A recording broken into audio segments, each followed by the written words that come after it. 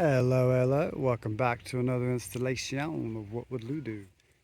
Got a quick video for you guys here, out here, no mic or nothing, so it's just with the audio from the camera, so if it's not that great, I apologize, but I'll try to speak closely to it. What we're doing today is we are installing, well, we've just finished installing rather, fencing around our raised beds, primarily to keep out varmints, i.e. our chickens.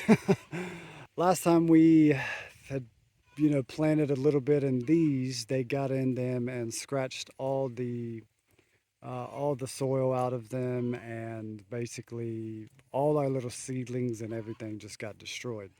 So this time we are combating that by putting in chicken wire.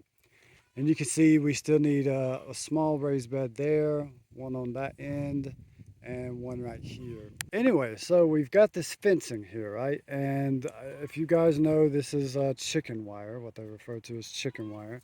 It's the ones with the 2-inch holes, so it's not great for keeping out like snakes, rats, anything like that.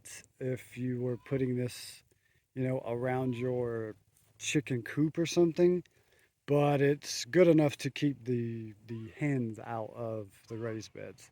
And so one thing I wanted to show you guys, right? So you see, we do the typical inside, but then when you get here, we come around on the outside. All right, so actually there's two tips in this video for you. So this is one of them, right? Instead of going on the inside, and when you pull to this next post, it's going to pull this away, and you're going to have usually this big U, kind of L at the end, right? A trick I learned from doing a few years of erosion control, and we would have to use fencing to reinforce the silt fence, was that we'd go inside, but then when we come to the posts on the corners, we would go around. And that way this holds and it doesn't pull away, stressing where it's attached to the stake. When you pull to the next one, it doesn't leave a big, usually what happens is it'll be like that far away. Your fencing will be far away like that. Even when you would strap it to there, when you go to pull the next one, it pops it off. And so one trick is to just go around the outside. And then if you've got a lot of excess like this one, these are 6-foot posts, and this fence is 6 foot. So we have a lot of excess here, almost 2 feet. So it's about maybe right there.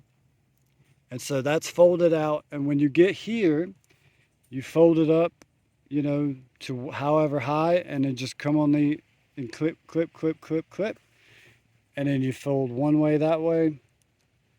I don't know if you can see it, but see, one line comes here, it's clipped, and then the other overlays that. It's overlapped, and then it just goes around, and you can see it's nice and tight right here. There's nothing gonna pull that off.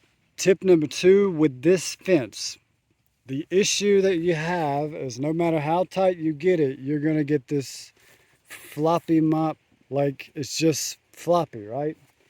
And so you can see down there, I've got it pretty tight. And so basically, you just take a pair of needle nose, and on the post, right in front of the post, not down the middle. Some people would do it down the middle. It used to annoy me. Here, it'll be hidden and you won't see it. You take, grip it, give it a twist. Take it, grip it, give it a twist. And if you do it right, this one's pretty bad here. But if you do it right, it'll almost look like the fence came that way. And so you see what I mean? If you do it right, it won't look odd because it will go right down the middle, and no one will see this on the back side. So here it's pretty good and tight, so I don't really have to do it much.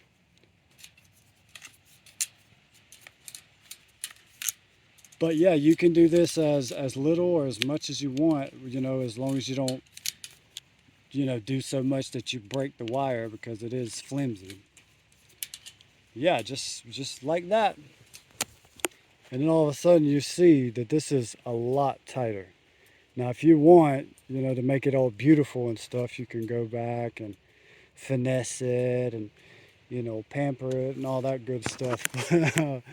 Yeah, that's pretty much it. So yeah, anytime you've got a fence that's you know all been out of shape and everything, and you want to take up that slack, just go down the middle of your post and twist those babies. And see, that one right there was pretty bunched up, you can see, but down through here it's pretty normal. And so when you're on the inside of that, you'll never even notice that. And on the other ones, with these, what I did for these, I did it on the insides. So on the insides, you twist those wherever you need. The fence, you know, where it's real floppy and slack and everything, you just come to that post and twist it whichever way. It does matter. If you twist it this way, it'll pull this side of the fence in. If you twist this way, it'll pull this one in. So however you need it to go, that's what you do, man. So hope this helps you guys. Be safe. Get out there and plant some food because tough times are right around the corner. And maybe you can't afford to do this, but at least till up a little plot of ground and put you some food in there, man. You'll be thankful that you did. As we always say, seek ye the Lord while it may be found. Call upon him while he is near, because he is near unto those that be of a broken heart and save such that be of a contrite spirit. All right, guys, take care and God bless.